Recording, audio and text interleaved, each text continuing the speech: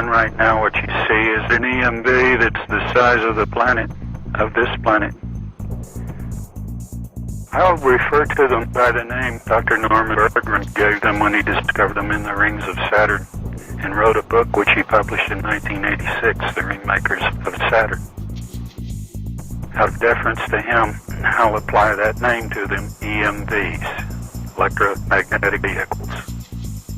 They are the EMVs that were in the rings of Saturn that he had detected before 1985. There'll be 18 in the sun right now.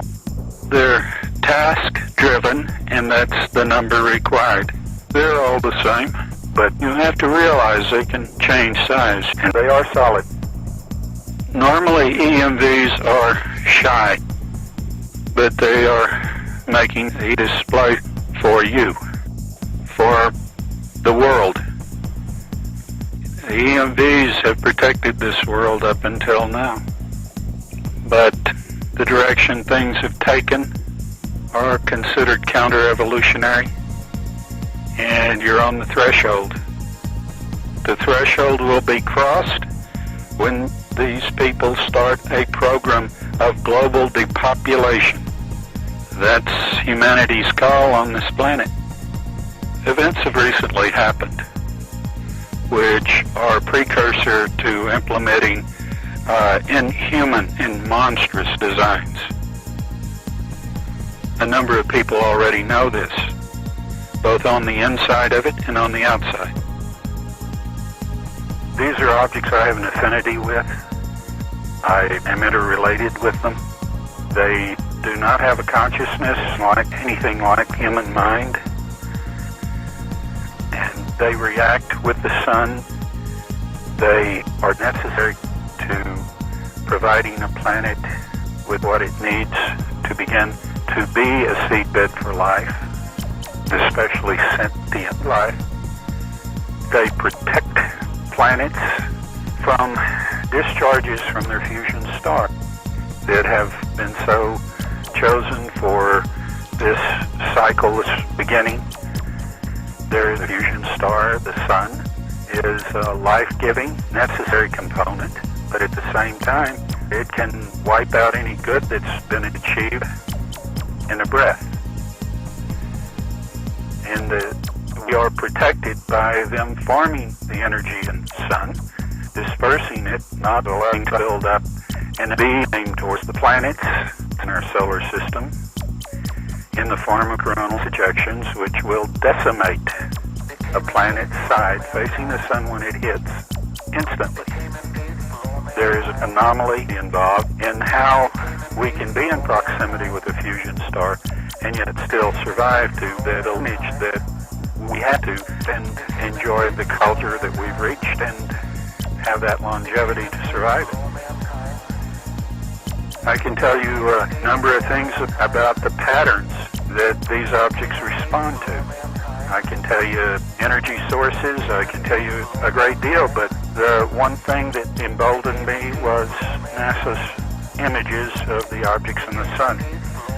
I don't think a lot of people are fully advised to appreciate the magnitude of wonder they represent. If you put this in terms of science today on this planet, it just doesn't wash.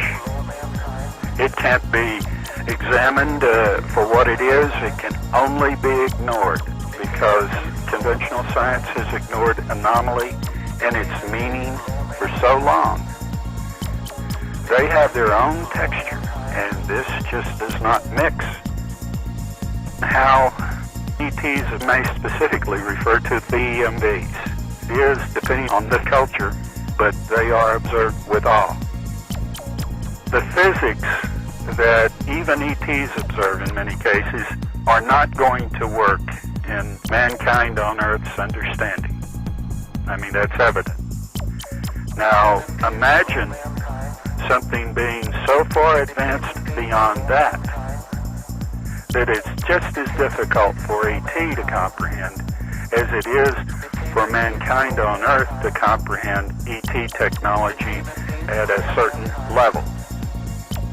Now, you might comprehend by the crashed vehicles and the attempts to recover technology that they salvage from these vehicles, you might comprehend that level of technology. But there are ETs who don't have crashes. There are ETs that are so much above that level can't comprehend them. As a species, Earth-based humans are magnificent.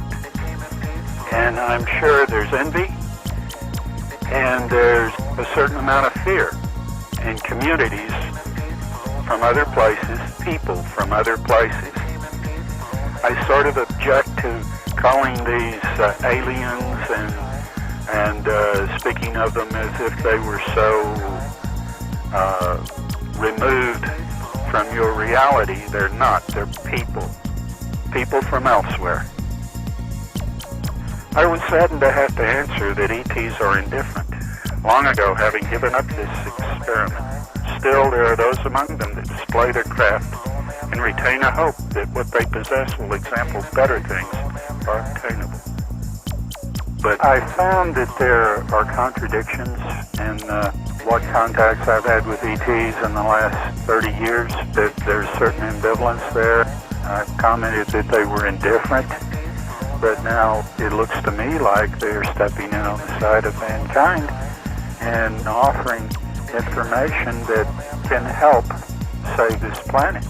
And I was extremely astonished by that. I've lived here long enough and been through enough to have as much awe and as much respect and as much love for people on this planet as anywhere else. Maybe more. My home that I know of has always been with the EMVs. Going back as far as I can, I came from some culture or civilization and was taken and have been for a very long time what I am now. As far as being associated with the ETs, I am not.